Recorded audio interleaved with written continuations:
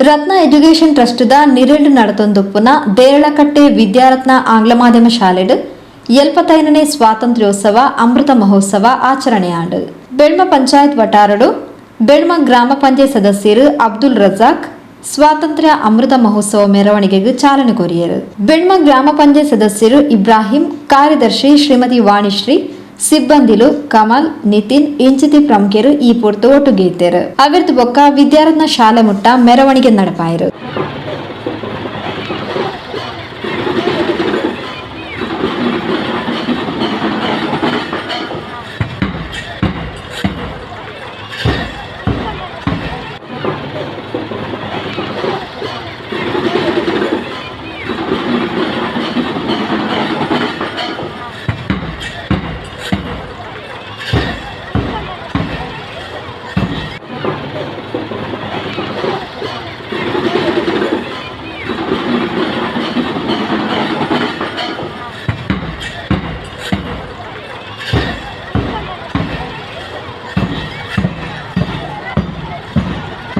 ಶಾಲೆಡು ರವೀಂದ್ರ ಶೆಟ್ಟಿನ ಅಪ್ಪೆ ಶ್ರೀಮತಿ ರತ್ನಾವತಿ ಶೆಟ್ಟಿ ಧ್ವಜಾರೋಹಣ ನಡಪಾಯರು. ವಿದ್ಯಾರತ್ನ ಆಂಗ್ಲ ಮಾಧ್ಯಮ ಶಾಲೆದ ಆಡಳಿತ ನಿರ್ದೇಶಕರು ಶ್ರೀ ಕೆ ರವೀಂದ್ರ ಶೆಟ್ಟಿ ಉಳಿದೊಟ್ಟು ಸ್ವಾತಂತ್ರ್ಯೋತ್ಸವದ ಶುಭಾಶಯ ತೆರಿಪಾದ ಸಂದೇಶ ಕೊರಿಯರು. ತೊಂದರೆ ಆಗಬಾರದು, ನಮಗೆ ಸ್ವಾತಂತ್ರ್ಯ ಸಿಗಬೇಕು. ಎರಡೂ ಕೂಡ ಒಟ್ಟಾಗಿ ಎರಡರ ಸಮ್ಮಿಲನದಿಂದ ನಮಗೆ ಸ್ವಾತಂತ್ರ್ಯ ಸಿಕ್ಕಿದೆ. ಮಹಾತ್ಮ ಗಾಂಧೀಜಿಯವರ ಏನು ಉಪವಾಸ ಸತ್ಯಾಗ್ರಹ, ಬಾಲ ಗಂಗಾಧರ್ ತಿಲಕ್ ರವರ ಯಾವ ರೀತಿಯಾದ ಹೋರಾಟ, ಭಗತ್ ಸಿಂಗ್ ರವರು, ಇನ್ನಿತರ ಬಹಳಷ್ಟು ಲಕ್ಷ ಭಾರತೀಯರ ತ್ಯಾಗ ಬಲಿದಾನ, ಆ ಮೂಲಕ ಈ ದೇಶವು ಸ್ವಾತಂತ್ರ್ಯವನ್ನು ಕಂಡಿದೆ.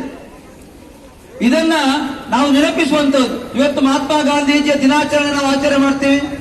ನಾವು ಬೇರೆ ಬೇರೆ ನಾಯಕರ ಪುಣ್ಯ ಸ್ಮರಣೆಯನ್ನ ಮಾಡ್ತೀವಿ. ಈ ಸಂದರ್ಭದಲ್ಲಿ ನಾವು ಆವತ್ತು ಏನ್ ಮಾಡ್ತೀವಿ, ಆ ಮಹಾತ್ಮರ ಭಾವಚಿತ್ರವನ್ನ ಒಂದು ಚೇರ್ ಮೇಲೆ ಇಟ್ಟು ಅದಕ್ಕೆ ಹೂಹಾರವನ್ನ ಹಾಕುವುದರ ಮೂಲಕ ಅವಾಗ ನೆನಪಿಸ್ಕೊತೇವೆ, ಗೌರವಗಳನ್ನ ಕಳಿಸ್ತೇವೆ. ಆದರೆ ನಾವೇನ್ ಮಾಡಬೇಕು ಅಂತ ಹೇಳಿದ್ರೆ, ಆ ಪುಣ್ಯಾತ್ಮರ ಆದರ್ಶ ಜೀವನ ಏನಿದೆ, ಅವರು ನಡೆದುಕೊಂಡು ಬಂದಂತ ದಾರಿ ಏನಿದೆ, ಅದನ್ನ ನಾವು ನಮ್ಮ ಜೀವಮಾನದಲ್ಲಿ ಅಳವಡಿಸಿಕೊಳ್ಬಹುದಾ? ಅದರ ಎಲ್ಲ ಅಂಶಗಳನ್ನಾದ್ರೂ ಕೂಡ ಸ್ವಲ್ಪವನ್ನಾದ್ರೂ ಕೂಡ ನಮ್ಮ ಜೀವಮಾನದಲ್ಲಿ ಅವರ ಆದರ್ಶತೆಯನ್ನ, ಅವರ ಒಂದು ನೇರ ನಡೆನುಡಿತಿರತಕ್ಕಂತ ಸರಳ ರೀತಿಯ ಜೀವನವನ್ನ ನಮ್ಮ ಜೀವನದಲ್ಲಿ ನಾವು ಅಳವಡಿಸಿಕೊಳ್ಬಹುದಾ? ಅದನ್ನು ನಾವು ತಿಳ್ಕೊಳ್ಬೇಕಾದ ಅವಶ್ಯಕತೆ ಇದೆ. ಆ ಮೂಲಕ ಈ ಒಂದು ಸ್ವಾತಂತ್ರ್ಯದ ಏನು ನಮ್ಮ ಶುಭ ಗಳಿಗೆಯಲ್ಲಿ ಧ್ವಜಾರೋಹಣ ಮಾಡಿದ್ದೀವಿ, ಈ ಧ್ವಜಾರೋಹಣದ ಮಹತ್ವ, ಈ ಸ್ವಾತಂತ್ರ್ಯ ಉತ್ಸವದ ಮಹತ್ವವನ್ನ ತಿಳ್ಕೊಳ್ಳುವಂತಹದ್ದು ನಮ್ಮೆಲ್ಲರ ಕೂಡ ಅವಶ್ಯಕತೆ ಇದೆ. ಇವತ್ತು ನಾನು ಯಾವತ್ತೂ ಹೇಳಿಕ್ಕಿದೆ, ನಮ್ಮ ದೇಶದ ಎರಡು ಕಣ್ಣುಗಳು ಅಂತ. ಒಂದು ಕಡೆಯಿಂದ ದೇಶದ ಗಡಿಯನ್ನ ಕಾಯುತ್ತಿರುವಂತಹ ಯೋಧರು, ಮತ್ತೊಂದು ಕಡೆಯಿಂದ ನಮಗೆ ಅನ್ನ ನೀಡುವಂತ ಅನ್ನದಾತ ರೈತಾಪಿ ವರ್ಗ. ಇವತ್ತು ಕೃಷಿ ಸಂಸ್ಕೃತಿ, ನಾವೆಲ್ಲರೂ ಕೂಡ ಕೃಷಿ ಸಂಸ್ಕೃತಿಯಿಂದ ಬಂದವರು. ಆದ್ರೆ ಕೃಷಿ ಸಂಸ್ಕೃತಿ ನಾವು ವಿನಾಶದಂಚಿಗೆ ಇದ್ರೂ ಕೂಡ ಕೃಷಿಯೇ ನಮ್ಮ ಬದುಕು ಎಂಬ ವಿಚಾರವನ್ನು ಇಟ್ಟುಕೊಂಡು ಜೀವನವನ್ನು ಕಲಿಸುತ್ತ ಬಹಳಷ್ಟು ಜನ ನಮ್ಮ ಕಣ್ಣ ಮುಂದೆ ಇದ್ದಾರೆ. ಎರಡೂ ಕೂಡ ವೀರ ಯೋಧರು ಮತ್ತು ಕೃಷಿಕರನ್ನು ನೆನೆಯುವಂತಹದ್ದು, ಅವರನ್ನು ಗೌರವಿಸುವಂತದ್ದು ಕೂಡ ನಮ್ಮ ಕೆಲಸವಿದೆ.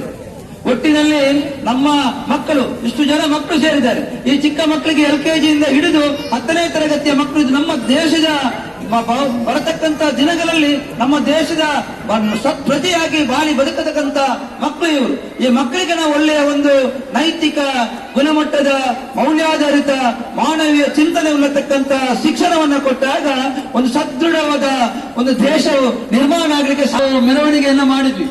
ಬೆಲ್ಮ ಗ್ರಾಮದ ನಮ್ಮ ಪಂಚಾಯತಿನಿಂದ ನಮ್ಮ ವಿದ್ಯಾಸಂಸ್ಥೆಯವರೆಗೆ ನಾವು ಒಂದು ಮೆರವಣಿಗೆಯನ್ನ ಮಾಡಿದ್ವಿ. ಆ ಮೆರವಣಿಗೆಯಲ್ಲಿ ನಮ್ಮ ಸ್ವಾತಂತ್ರ್ಯ ಹೋರಾಟಗಾರರು, ಸ್ವಾತಂತ್ರ್ಯವನ್ನು ಪಡೆಯಲಿಕ್ಕೆ ಅಹೋರಾತ್ರಿ ದುಡಿದಂತಹ ನಮ್ಮ ಹೋರಾಟಗಾರರು, ಇನ್ನಿತರ ಪ್ರಕಾರಗಳನ್ನು ಹಾಕೊಂಡು ನಾವು ಜೈಕಾರವನ್ನು ಹಾಕೊಂಡು ಮೆರವಣಿಗೆ ಮಾಡ್ಕೊಂಡು ಬಂದ್ವಿ. ಯಾಕೆ ಅಂತ ಹೇಳಿದ್ರೆ, ಇದು ಒಂದು ರೀತಿಯಾಗಿ ಒಂದು ಸಂದೇಶವನ್ನ ಈ ಭಾಗಕ್ಕೆ ಕೊಡಬೇಕು ಎಂಬ ನಿಟ್ಟಿನಲ್ಲಿ ನಾವು ಮಾಡಿದ್ವಿ. ನಮ್ಮ ವಿದ್ಯಾರ್ಥಿಗಳು ಯಾವತ್ತೂ ಕೂಡ ಬೇರೆ ಬೇರೆ ಕಾರ್ಯಕ್ರಮಗಳನ್ನು ಮಾಡುವಾಗ, ಈ ಬಾರಿ ನಮ್ಗೆ ಗೊತ್ತಿದೆ, ಕೊರೋನಾದ 2 ವರ್ಷದ ಒಂದು ಕಣ್ಣಿಗೆ ಕಾಣದಂತ ವೈರಸ್ ಮಾಡಿದಂತ ಅವಾಂತರದಿಂದ ಬೇರೆ ಬೇರೆ ಕಾರ್ಯಕ್ರಮ ನಮಗೆ ಮಾಡಲಿಕ್ಕೆ ಆಗಲಿಲ್ಲ. ಆದ್ರೆ ಈ ಬಾರಿ ಯಾವುದೇ ರೀತಿಯ ಅಡ್ಡಿ ಆತಂಕಗಳಿಲ್ಲದೆ ಬಹಳ ಸಂಭ್ರಮದಿಂದ ನಾವು ಸ್ವಾತಂತ್ರ್ಯದ ಅಮೃತ ಮಹೋತ್ಸವ 75ನೇ ವರ್ಷ, ಇನ್ನು 25 ವರ್ಷ ಕಳೆದ್ರೆ ಶತಮಾನೋತ್ಸವದ ಅಂಚಿನಲ್ಲಿ ನಮ್ಮ ಭಾರತ ಸ್ವಾತಂತ್ರ್ಯದ ಕಡೆಗೆ ಹೋಗುವಂತದ್ದು. ಈ ರೀತಿಯಾಗಿ ಈ ಒಂದು ಕಾರ್ಯಕ್ರಮವನ್ನ ನಮ್ಮ ವಿದ್ಯಾಸಂಸ್ಥೆಯಲ್ಲಿ ಆಯೋಜನೆ ಮಾಡಿದಂತಹ ನಮ್ಮೆಲ್ಲ ಶಿಕ್ಷಕರು, ಶಿಕ್ಷಕೇತರ ವೃಂದದವರು, ನಮ್ಮ ವಿದ್ಯಾರ್ಥಿಗಳು, ನಮ್ಮ ಪೋಷಕರು ಎಲ್ಲರಿಗೂ ಕೂಡ ನಾನು ನಮ್ಮ ಸಂಸ್ಥೆಯ ವತಿಯಿಂದ ಆತ್ಮೀಯವಾದ ಕೃತಜ್ಞತೆಗಳನ್ನು ಕೂಡ ಈ ಸಂದರ್ಭದಲ್ಲಿ ನಾನು ಸಲ್ಲಿಸ್ತೇನೆ.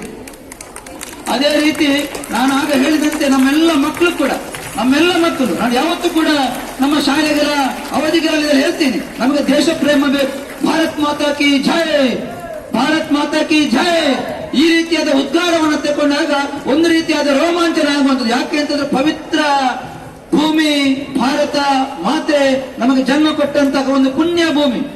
ನಾವಿಲ್ಲಿ ನಮ್ಗೆ ಎಲ್ಲರೂ ಬೇಕು, ವಿವಿಧತೆಯಲ್ಲಿ ಏಕತೆ ಇರತಕ್ಕಂತ ಒಂದು ಸದೃಢವಾದಂತಹ ದೇಶ ಇದ್ರೆ ಅದು ನಮ್ಮ ಹೆಮ್ಮೆಯ ಭಾರತ. ಈ ಭಾರತ ದೇಶದ ಆಚಾರ ವಿಚಾರ, ಇದರ ನೆಲ ಜಲ ಇದೆಲ್ಲವನ್ನು ಕೂಡ ರಕ್ಷಿಸುವಂತಹ, ಉಳಿಸಿ ಬೆಳೆಸಿಕೊಳ್ಳುವಂತಹ ಜವಾಬ್ದಾರಿ ಕೂಡ ನಮ್ಮ ಮೇಲಿದೆ. ನಾವೆಲ್ಲರೂ ಕೂಡ ಈ ಒಂದು ಶುಭ ದಿನದಲ್ಲಿ ಸಂಕಲ್ಪವನ್ನು ಮಾಡಬೇಕು. ಏನು ಸಂಕಲ್ಪ ಅಂತ ಹೇಳಿದ್ರೆ, ನಾನು ಈ ದೇಶದ ಪ್ರಜೆಯಾಗಿ, ಈ ದೇಶದ ಒಬ್ಬ ಸತ್ಪ್ರಜೆಯಾಗಿ, ಒಂದು ಒಳ್ಳೆಯ ನಾಗರಿಕನಾಗಿ ಸಮಾಜದಲ್ಲಿ ಶಾಂತಿ, ನೆಮ್ಮದಿ, ಸಹೋದರತೆ, ಪ್ರೀತಿ ಈ ಮೂಲಕ ನಾನು ನನ್ನ ಜೀವನವನ್ನ ನಡೆಸುವುದರ ಮೂಲಕ ಈ ಸುಂದರವಾದ ಪರಿಸರವನ್ನ ರಕ್ಷಿಸುವಂತಹ ಕೆಲಸವೂ ಕೂಡ ನಾನು ಮಾಡ್ತೇನೆ ಎಂಬ ಪ್ರತಿಜ್ಞೆಯನ್ನು ಕೂಡ ನಾವು ಈ ಸಂದರ್ಭದಲ್ಲಿ ಮಾಡಬೇಕಾಗಿದೆ.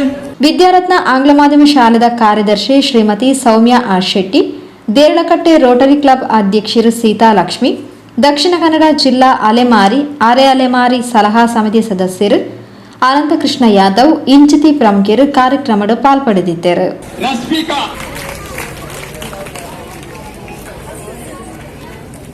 Third prize Shipra LKG B. First prize Kanika first A Kanika.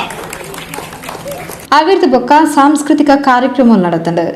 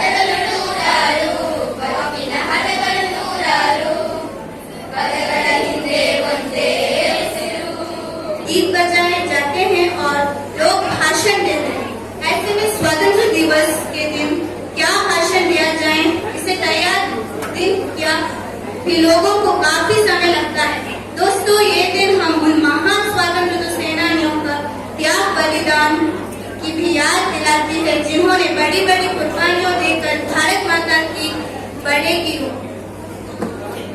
आज मैं उन सभी स्वतंत्रता सेनानियों को नमन करती हूँ, जिन्होंने भारत को आजाद कराने का सपना देखा और जिन्होंने खुद प्राण न्योछावर कर दिए। ಭಾರತ ಬೆಂದರು ಸೇರಲ್ಲೇ ಎವಿಡವನ್ನಾಯಿ ಜೀವಿಸುವನಮಲೆಲ್ಲರೂ ಸೇದರು ಪುಣ್ಯಮಲ್ಲೆ ಭೀಮ್ ಕಲಂಗ ದಿನರು ಕಿ ಮೇರಿ ಹಿಂದೂಸ್ತಾನ್ ಆಜಾದ್ ಹೈ ಭೀಮ್ ಕಲಂಗ ದಿನರು ಕಿ ಮೇರಿ ಹಿಂದೂಸ್ತಾನ್ ಆಜಾದ್ ಹೈ my India I am proud be Indian will be the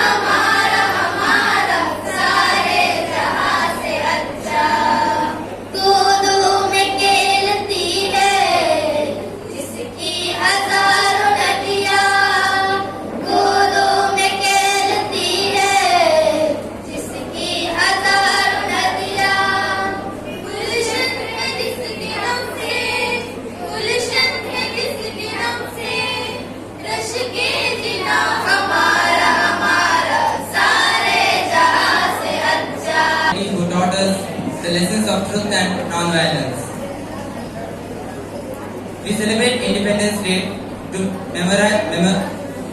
commemorate their sacrifices which we gave to gain this freedom, as they are the strugglers for this freedom.